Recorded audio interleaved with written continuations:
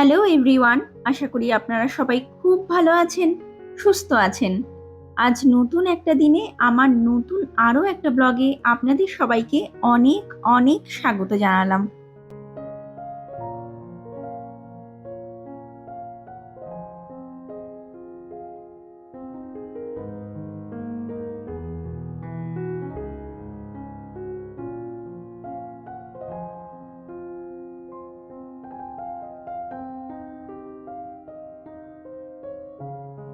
আজকে বুধবার, আর এখন দুপুর ওই 3:30 মতো বাজে। আর আমরা এখন কানাডার টরন্টো শহরের মধ্যেই গড়ে ওঠা ভীষণ সুন্দর একটি দ্বীপে আছি। এবং এখন যেহেতু এখানে ভীষণ রকমেরই একটা গরম পড়ে গেছে, তাই দুপুরের ভীষণ রকম ঠাটা পড়া গরমের হাত থেকে একটুখানি মুক্তি পেতে আমরা এখানে বসে বসে ঠান্ডা ঠান্ডা আইসক্রিমটা বেশ আরাম করে এনজয় করছি। তো আজ আমরা যে দ্বীপটিতে ঘুরতে এসেছি, এই দ্বীপটার নাম হচ্ছে সেন্টার আইল্যান্ড। কানাডার টরন্টো শহরের মধ্যেই অবস্থিত একটি ফেরি টার্মিনাল থেকে 15 মিনিটের মতো একটা ফেরি রাইড নিয়ে আমরা পৌঁছেছি এই দ্বীপটিতে। যদিও সেই সব কিছু এবং এই আইল্যান্ডটার বেশ কিছুটা অংশ কিন্তু আমাদের সাথে সাথে আপনারাও আমার এই ক্যামেরার চোখ দুটো দিয়ে আমার লাস্ট ব্লগটাতে দেখে নিয়েছেন, যেখানে আমি এই আইল্যান্ডটার ব্যাপারে বেশ কিছু তথ্য এবং কানাডাতে আসার পর আমার স্ট্রাগলের ব্যাপারে বেশ কিছু গল্প আপনাদের সাথে শেয়ার করেছিলাম। তো আজ আপনাদের মধ্যে যারা যারা এই প্রথমবার আমার এই ব্লগটা দেখছেন এবং যারা যারা আমার লাস্ট ব্লগটা কোনো কারণে মিস করে গেছেন, আপনাদের সবার জন্য আমি আমার ওই ব্লগটার লিংক এই ব্লগটার ডেসক্রিপশন বক্সে দিয়ে দেব। আপনারা তাহলে সেখান থেকে চেক করে নিতে পারবেন। আর এখন আমি আপনাদেরকে যে কথাটা বলতে যাচ্ছি সেটা শুনলে আপনারা কিন্তু বেশ অবাকই হবেন। এই যে সেন্টার আইল্যান্ডে আজ আমরা ঘুরতে এসেছি, এই দ্বীপটার মধ্যে কিন্তু আবার ভীষণ সুন্দর করে সাজানো গোছানো একটা পার্কও বানানো আছে, জানেন? আর আমরা এখন সেই পার্কটার মধ্যেই রয়েছি। আর এই পার্কটার নাম হচ্ছে সেন্ট্রিভিলে পার্ক। পার্কটার ভেতরটা যেমন সুন্দর করে সাজানো গোছানো, ঠিক তেমনই বড়দের এবং বাচ্চাদের জন্য রয়েছে বিভিন্ন রকমের রাইডস। আর তার সাথে সাথে রয়েছে বেশ কিছু খাবারের দোকান। এই যে বড় সাদা মতো বিল্ডিংটা দেখছেন, যেটা শেপটা বেশ অনেকটাই কোর্টের মতো, এবং বিল্ডিংটার গায়ে কোর্ট হাউস কথাটা লেখাও আছে দেখুন। তার ঠিক পাশেই রয়েছে এই অ্যামিউজমেন্ট পার্কটার, মানে এই সেন্ট্রাল পার্কটার ভিতরে যতগুলো রাইডস আছে সেগুলো চড়ার জন্য টিকিট কাটার জায়গা, মানে টিকিট কাউন্টারটা ঠিক এই বিল্ডিংটার পাশেই। আমার হাজবেন্ডও ওখানে দাঁড়িয়ে আছে টিকিট কাটার জন্য, আর আমি আমার মেয়েকে নিয়ে একটু দূরে একটা গাছের নিচে ছায়াতে দাঁড়িয়ে আছি। সকাল থেকে মেঘলা মেঘলা থাকলেও এখন হঠাৎ করেই আবার সূর্যি মামা তার প্রখর রোদের সাথে হাজির হয়ে গেছে। বেশিক্ষণ রোদের নিচে দাঁড়ানো যাচ্ছে না, জানেন, গায়ের চামড়াটা যেন পুড়িয়ে দিচ্ছে। তাই একটু দূরে ছায়ার নিচে এসে দাঁড়িয়ে আছি।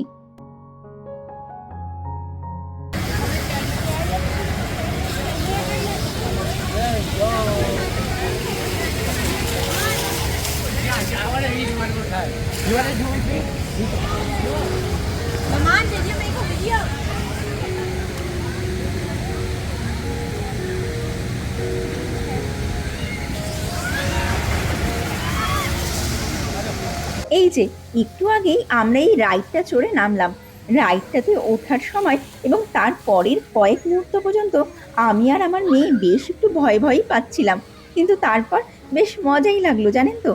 যখন এই রাইডটাতে উঠছিলাম, বুকের ভেতরটা ভয়ের চোটে এতটা জোরে দিক দিক করতে শুরু করে দিয়েছিল যে সেই মুহূর্তে আর ক্যামেরা অন করে ভিডিও করার কথা মাথাতেই ছিল না। এমনিতে তো দুটো হাতই এই রাইডটার হ্যান্ডেলটা ধরতেই কাজে লেগে গেছিল, ক্যামেরা ধরার হাতটা আর কোথা থেকেই বা পেতাম বলুন। তাই ভাবলাম নামার পর এখন আপনাদেরকে একটু ক্যামেরাটা অন করে দেখাই।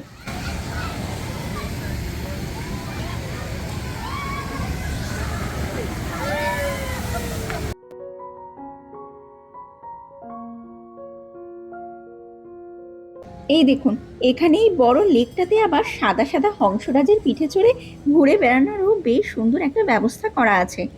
তবে এই রাইডটাতে চড়ার জন্য সব থেকে সুন্দর যে ব্যবস্থাটা করা হয়েছে সেটা হচ্ছে, বড় হোক বা ছোট, এই রাইডটাতে ওঠার আগেই সবাইকেই কিন্তু লাইফ জ্যাকেট পরিয়ে দেওয়া হচ্ছে। এমনিতে তো 13 বছরের নিচের বাচ্চাদের একা একা এই রাইডটাতে ওঠার একদমই পারমিশন নেই, সাথে একজন অ্যাডাল্টকে নিয়েই উঠতে হবে। কতটা সেফটির কথা এরা মাথায় রাখে একবার ভেবে দেখুন।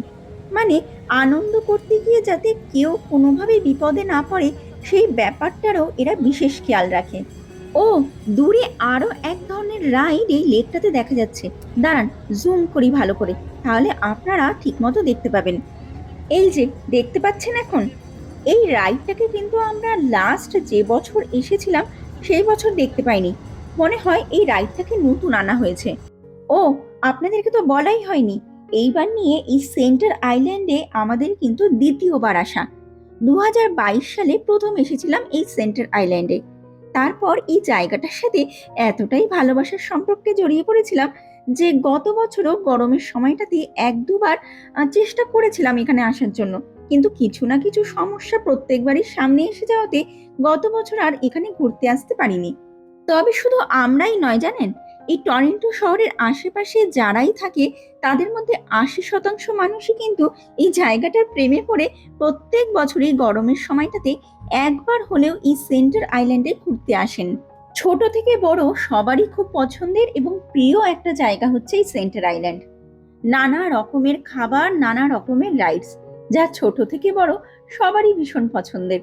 তার উপরে শহরের ব্যস্ত এবং কোলাহলপূর্ণ জীবন থেকে বেশ খানিকটা দূরে এরকম একটা সুন্দর এবং শান্ত পরিবেশে সময় কাটাতে কারই না ভালো লাগে বলুন। তাই গরমের সময়টাতে অনেকেই তাদের পছন্দ মতো ছুটির একটা দিনে সকাল সকালই ব্যাগপত্র গুটিয়ে নিয়ে একটা সুন্দর ফেরি রাইড নিয়ে পৌঁছে যায় এই সুন্দর দ্বীপটিতে। 820 একর জমির উপরে অবস্থিত এই সুন্দর দ্বীপটিতে রয়েছে সুন্দর করে সাজানো গোছানো একটা অ্যামিউজমেন্ট পার্ক, গার্ডেন এবং একটা বিশাল বড় বিচ। যে কারণে টরন্টো শহরে যে আরো ছোট ছোট 15টি দ্বীপ রয়েছে তাদের সবার মধ্যে এই দ্বীপটিই কিন্তু অধিকাংশ মানুষের মনে নিজের জন্য একটা সুন্দর জায়গা বানিয়ে নিয়েছে। এবং সেই কারণেই কিন্তু প্রত্যেক বছর গরমের সময়টাতে প্রচুর মানুষ এই সেন্টার আইল্যান্ডে ঘুরতে আসেন। এবং শোনা যায় টরন্টো শহরে যে আরো অন্যান্য দ্বীপগুলি রয়েছে তার মধ্যে সব থেকে বেশি ভিড় কিন্তু দেখতে পাওয়া যায় এই সেন্টার আইল্যান্ডে। এই দেখুন না, এই সেন্টার আইল্যান্ডের পাশাপাশি কিন্তু আরো দুটো দ্বীপ রয়েছে। একটার নাম ওয়ার্স আইল্যান্ড আর অন্যটির নাম হচ্ছে হ্যানল্যান্ডস পয়েন্ট। কিন্তু ওই দুটো দ্বীপে যাওয়ার জন্য ফেরি টার্মিনালে যতটা লাইন দেখা যায় তার দ্বিগুণেরও বেশি মানুষ লাইন দেয় এই সেন্টার আইল্যান্ডে আসার জন্য। চলুন, সোজা রাস্তা ধরে আরেকটু হেঁটে গেলে একটা ছোট মতো সুন্দর ব্রিজ আছে এবং সেই ব্রিজটা ক্রস করলেই পৌঁছে যাব সুন্দর একটা বাগানে। জানেন, গত বেশ কয়েকদিন ধরে এই সেন্টার আইল্যান্ডে ঘুরতে আসা ভিজিটার্সদের নিয়ে একটা সমস্যাও দেখা দিয়েছে এবং সেই নিয়ে আবার এখানকার নিউজ চ্যানেলগুলোতে দেখানো হচ্ছে বারবার করে। আর ঘটনাটা হচ্ছে এই যে এই সেন্টার আইল্যান্ডে আসার জন্য টরন্টো শহরের জ্যাক লেটন ফেরি টার্মিনাল থেকে একটা ফেরি ছাড়া হয় এই আইল্যান্ডটাতে যাত্রী বহন করে নিয়ে আসার জন্য। অর্থাৎ একটা ফেরি ওপাশ থেকে যাত্রী বহন করে এই দ্বীপে নিয়ে আসে এবং সেই একই ফেরিটা এই দ্বীপে ঘুরতে আসা ভিজিটার্সদের নিজের কাঁধে তুলে নিয়ে ওপাশের টরন্টো শহরে নামিয়ে দেয়। এবং এইভাবেই সারাদিনে একটা ফেরি বারংবার যাতায়াত করতে থাকে।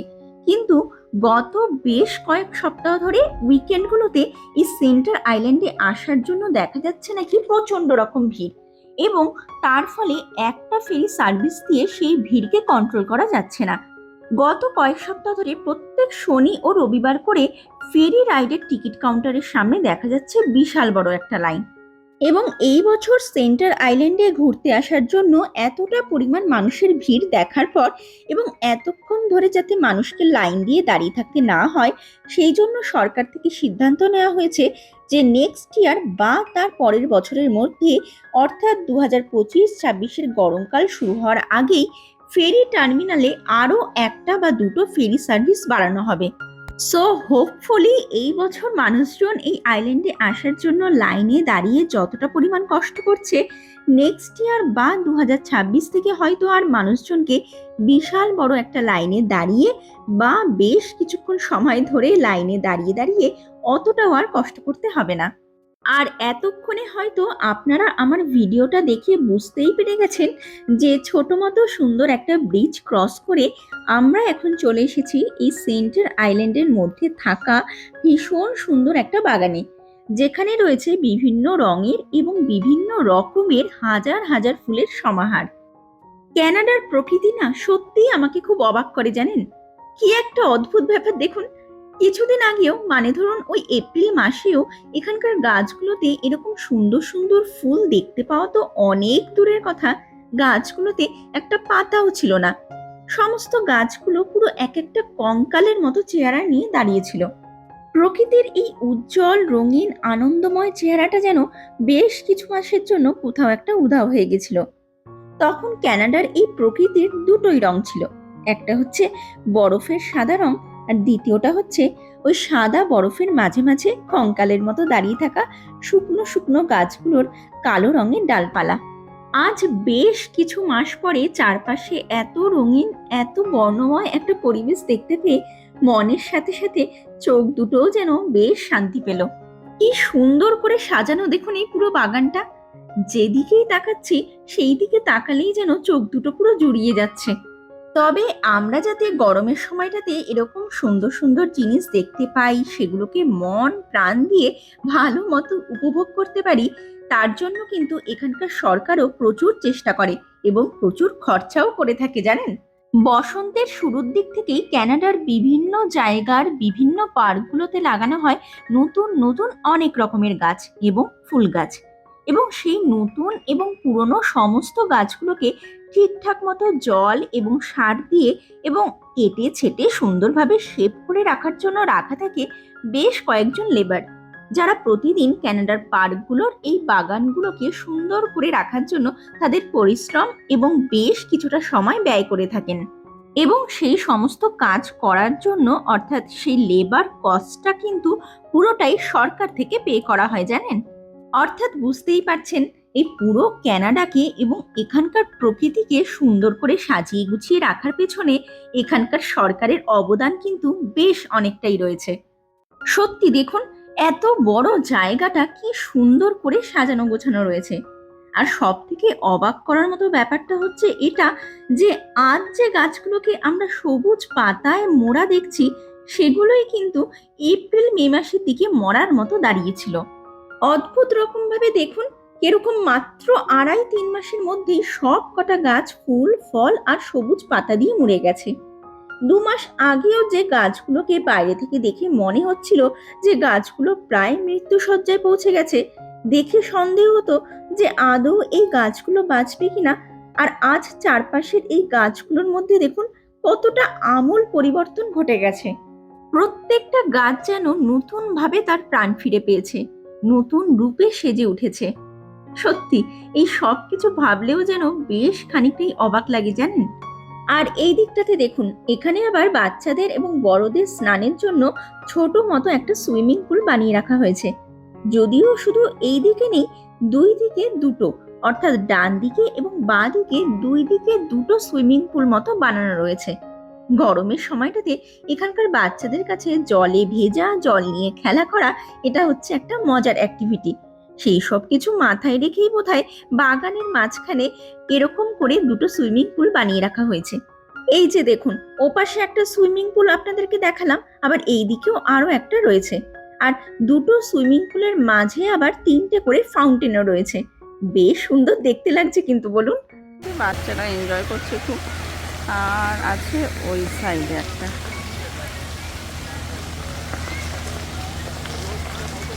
আর পুরোটা জায়গা আপনাদের একবার একটু দেখিয়ে দিই ঘুরিয়ে। খুব সুন্দর সাজানো গোছানো, একদম ফুল দিয়ে সত্যি খুব সুন্দর সাজিয়ে গুছিয়ে রেখেছে এই জায়গাটাকে। কে বলবে এটা একটা আইল্যান্ড, যেখানে আমরা এসেছি আইল্যান্ডটাকেও যে এত সুন্দর করে সাজিয়ে গুছিয়ে মেনটেন করে রেখেছে, সত্যি ভাবা যায় না। কত সুন্দরভাবে সাজিয়েছে আইল্যান্ডটাকে।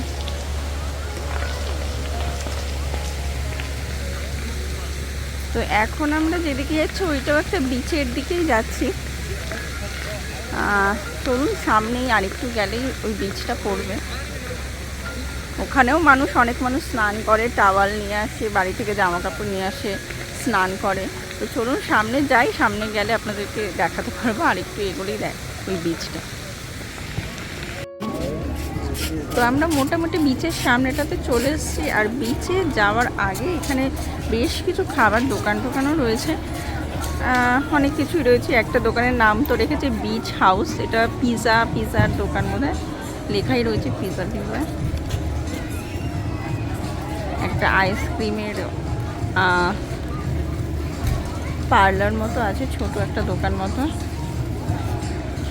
এই পাশেও টুকটাক কিছু খাবারের একটা গাড়ি নিয়ে দাঁড়ানো রয়েছে। টুকটাক মোটামুটি খাবার দাবার পাওয়া যায় এখানে।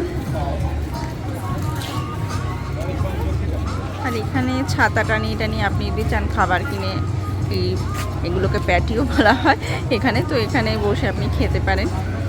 আর বিচের সাইড যাতে একদম নোংরা না করা হয় সেই জন্য খাবার দাবার খেয়ে একদম এই ডাস্টবিনে এসে ফেলার ব্যবস্থা করে রেখে দিয়েছে।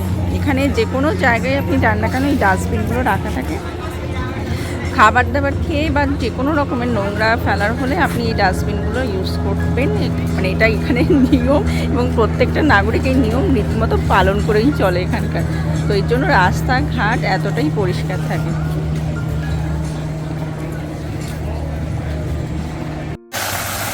আর এইদিকে আমরা বিচের কাছাকাছি জায়গাতে গিয়েও সেখান থেকে আবার ফিরে চলে এসেছি ওই সুইমিং পুলটার পাশে, যেটা ক্রস করেই আমরা ওই বিচটার মোটামুটি কাছেই পৌঁছে গেছিলাম। কিন্তু বিচের কাছাকাছি পৌঁছতে দেখলাম ভীষণ রোদে ওখানে 1 মিনিটের জন্য দাঁড়ানো সম্ভব হচ্ছে না। তাই রোদের হাত থেকে বাঁচতে ওখান থেকে ব্যাক করে চলে এসেছি এই সুইমিং পুলটার সাইডে। পুলটার আশেপাশে বেশ কয়েকটা গাছ লাগানো আছে, তার ফলে ছায়াটাও বেশ ভালোই পাওয়া যাচ্ছে। আর বেশ কয়েকটা বসার সিটও রয়েছে, তাই কিছুক্ষণের জন্য এখানে একটু বসে বিশ্রাম নিয়ে তারপর রোদের রাগটা একটু কমে গেলে তারপর আমরা বিচটার দিকে যাব।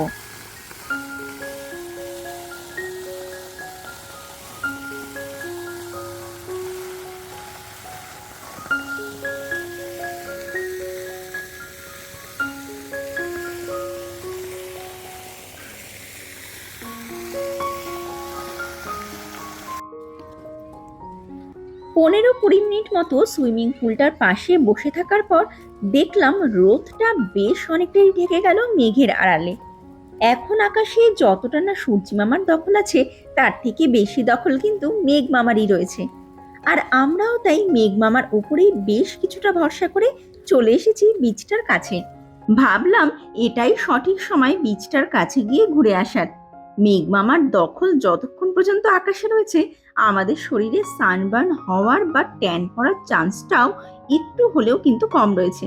না হলে এই ক্যানাডাতে গরমের সময় মাঝে মাঝে সূর্যি মামা যেরকম ভাবে তার রূপ ধারণ করে মনে হয় যেন ক্যানাডাতে নয় ওই দিল্লি কলকাতার সাইডে রয়েছে। আর আমরা ওই বালি দিয়ে নেমে একদম ওই বিচের সাইডটাতে আর গেলাম না। আসলে আমরা তিনজনেই এক্সট্রা কোনো জুতো বা জামা কাপড় কিছুই আনিনি। জুতোর মধ্যে বালিগুলো ঢুকে গেলে আবার সমস্যা হয়ে যাবে। ফেরার সময় তো আবার প্রায় ওই 1 ঘন্টার রাস্তা। তাই আমরা এখন এই ব্রিজটা ধরে হেঁটে কিছুটা হলেও সমুদ্রের কাছাকাছি পৌঁছানোর এবং চারপাশের সৌন্দর্যটাকে মন ভরে উপভোগ করে নেব।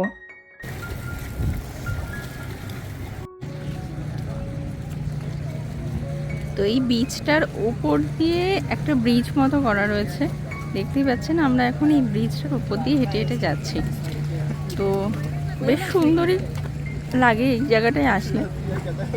তো আমরা একবারই এসেছি গত 6 বছরের মধ্যে। গত বছরের আগের বছর এসেছিলাম, মানে 2022-এ এসেছিলাম, 23-এ আর আসা হয়নি, এই 2024-এ এবারে এলাম। তো ভীষণই সুন্দর লাগে জায়গাটা, মানে এই ব্রিজটার উপরে আসলে পুরো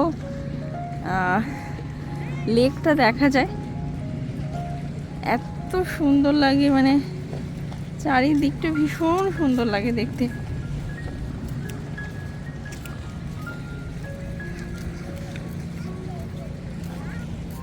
অনেক মানুষ আসে।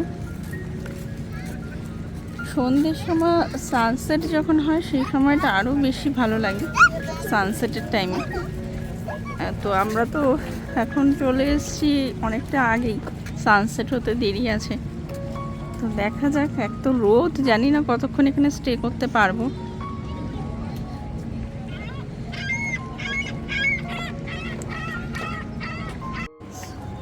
সত্যি কথা বলতে তো প্রকৃতির থেকেও কিন্তু আমাদের অনেক কিছু শেখার আছে জানেন। শীতকালের প্রচন্ড ঠান্ডাতে এখানকার যে গাছগুলো মরার মতো দাঁড়িয়ে থাকে, যে গাছগুলোকে দেখে আমরা ভেবে নিই যে এদের মধ্যে আর কোনো প্রাণ নেই, মৃত্যু শয্যায় পৌঁছে গেছে, ঠিক সেই গাছগুলোতেই কিন্তু বসন্তের শুরুর দিক থেকে আবার নতুন করে পাতা গজাতে শুরু করে। হয়তো 7-8 মাসের কঠোর শীতের মধ্যে এরা লড়াই করে নিজেদের খাদ্যটা ঠিক কোনো না কোনোভাবে জোগাড় করে নেয় এবং নিজেদেরকে বাঁচিয়ে রাখে। এবং বসন্তকাল থেকে শুরু হয়ে যায় পাতা, ফল, ফুল দিয়ে নিজেদেরকে সাজিয়ে তোলার কাজ এবং হাওয়ার সাথে তাল মিলিয়ে নিজেদের ডালপালা, পাতা নাড়িয়ে নেচে ওঠার আনন্দ। আর এই একটা ব্যাপার থেকে আমরা যে জিনিসটা শিখি সেটা হচ্ছে এটা, যে আমাদের জীবনেও খারাপ সময়, ভালো সময় দুটো সময়ই ঘুরিয়ে ফিরিয়ে আসবে। আনন্দের সময়টাতে অবশ্যই আনন্দ তো করব, কিন্তু দুঃখের সময়টা আসলে বা চারপাশের পরিস্থিতি আমাদেরকে ভেঙে দিতে চাইলেও নতুন করে বাঁচার আশা, নিজেকে নতুন করে গড়ে তোলার আশা আমরা আমাদের মন থেকে কখনোই মুছে ফেলবো না। দুঃখ যাতে আমাদের মনকে, আমাদের শরীরকে পুরোপুরিভাবে গ্রাস না করে ফেলে, সেই দিকেও বিশেষ খেয়াল রাখা উচিত। একটা গাছ যদি প্রখর এবং কঠোর ঠান্ডার সাথে লড়াই করে নিজেকে বাঁচিয়ে রাখতে পারে, আমরা মানুষ হয়ে নিজেদের খারাপ সময়টার সাথে, দুঃখ, কষ্ট, হতাশাগুলোর সাথে লড়াই করে কেন বেঁচে থাকতে পারবো না বলুন তো? একটু চেষ্টা করলেই হয়তো পেরে যাব। জীবনের খারাপ পরিস্থিতিগুলোতে দুঃখ করে, টেনশন করে সেই সময়টাকে ওইভাবে নষ্ট না করে লড়াই করে সেই খারাপ সময়টার থেকে কিভাবে বেরিয়ে আসা যায় সেটার চেষ্টা চালিয়ে যাওয়া উচিত।